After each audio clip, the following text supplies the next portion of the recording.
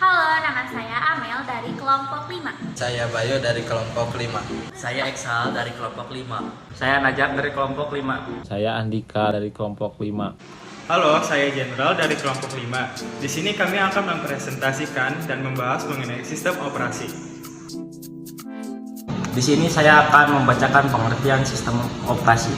Sistem operasi adalah perangkat lunak atau software yang bertugas untuk melakukan kontrol dan manajemen perangkat keras dan juga operasi-operasi dasar sistem, termasuk menjalankan software aplikasi seperti program-program pengolahan data yang bisa digunakan untuk mempermudah kegiatan manusia.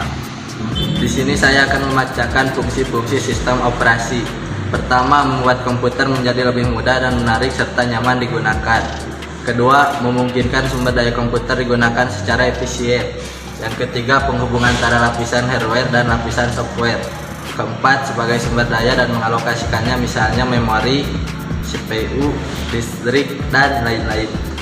Di sini saya akan membacakan tentang bagian-bagian sistem operasi komputer. Yang pertama, mekanisme boot adalah meletakkan kernel ke dalam memori. Kedua, kernel yaitu inti dari sebuah sistem operasi. Ketiga, command interpreter atau shell yang bertugas dalam membaca input dari penggunanya. Keempat, pustaka yaitu menyediakan kumpulan fungsi dasar dan standar yang dapat dipanggil oleh aplikasi lain. Dan yang kelima, driver untuk berinteraksi dengan hardware eksternal sekaligus untuk mengontrolnya. Baik, di sini saya akan menjelaskan terkait sejarah perkembangan sistem operasi. Yang pertama, generasi pertama yaitu 1945 hingga 1955. Di sini belum ada sistem operasi. Sistem komputer diberi instruksi yang harus dikerjakan secara langsung. Generasi kedua 1955 sampai 1965, sistem komputer belum dilengkapi SO, tetapi beberapa fungsi dasar SO telah ada.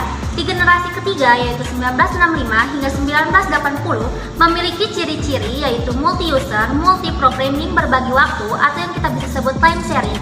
Dan yang keempat yaitu generasi keempat 1980 hingga saat ini ditandai dengan berkembangnya dan meningkatnya kemampuan komputer desktop dan teknologi jaringan yaitu back processing, time sharing, dan real-time application. Nah, di sini yaitu jenis-jenis sistem operasi. Yang pertama ada Windows, kedua ada Linux, ketiga ada macOS, dan keempat ada Google Chrome OS. Yang kesatu ada Windows.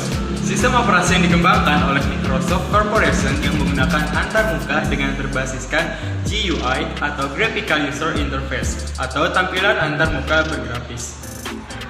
Untuk kelebihan Windows sendiri, yang pertama yaitu user friendly, yang kedua instalasi OS maupun software yang relatif mudah, ketiga banyak software yang berbasis Windows, keempat dukungan hardware lebih banyak, dan yang kelima ada perkembangan paling cepat dibanding software lainnya.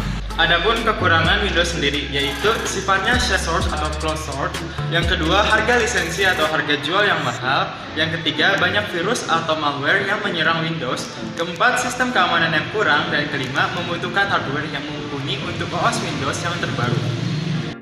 Yang kedua yaitu Linux, sistem operasi yang bersifat multi-user dan multitasking yang dapat berjalan di berbagai platform termasuk prosesor Intel 386 dan yang lebih tinggi.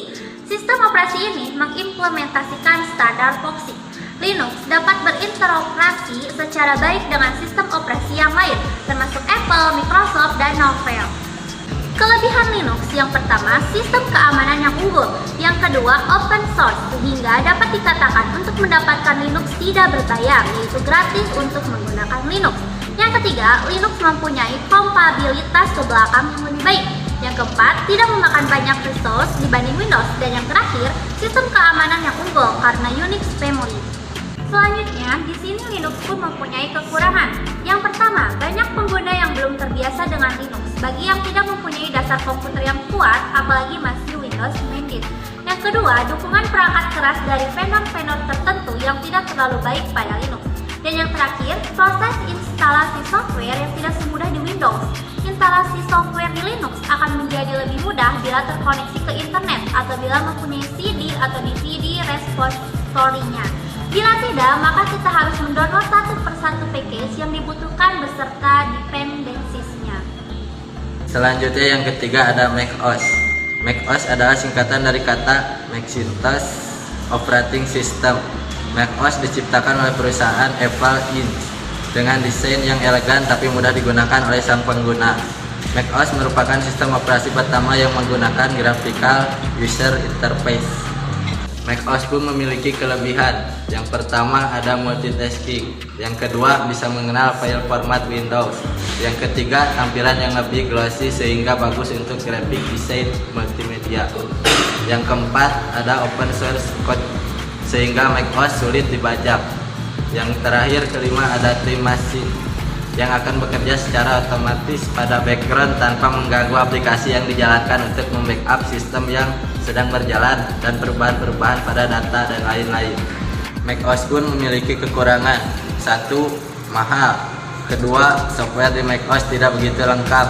Ketiga, hanya cocok untuk graphic designer. Keempat, kurang cocok untuk aplikasi server dan game.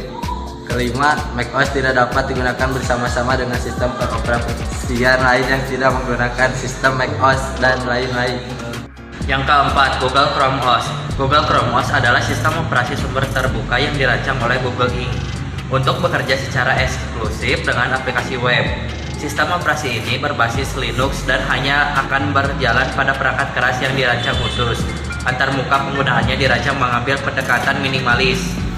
Baik, selanjutnya Google Chrome OS mempunyai kelebihan yaitu: yang pertama, sistem operasi terbaik dan definitif untuk personal komputer dan server. Yang kedua, gratis untuk penggunaan pribadi dan komersial bisnis. 3. Lebih powerful disandingkan dengan Windows XP dan Mac OS X emulation software built-in. Yang keempat, 2 kali lebih cepat dibandingkan dengan Windows XP, Vista, dan Mac OS. 5. Bisa juga digunakan mulai dari versi mobile, tablet, hingga perangkat PC atau laptop. Selanjutnya, kekurangan Google Chrome OS. Yang pertama, terlalu tampak banyak taskbar yang membingungkan. Yang kedua, requirement minimal untuk kebutuhan hardware adalah 500 mHz, prosesor di space 1,5 GB, dan RAM hanya 256 MB saja. Kemampuan komputasinya dan kinerja yang terbatas. Yang keempat, tidak mampu menjalankan aplikasi insentif sumber daya seperti aplikasi pengeditan foto dan pengeditan video yang berfitur lengkap. Yang kelima, ruang penyimpanan terbatas dan tidak cocok untuk gaming. Sekian.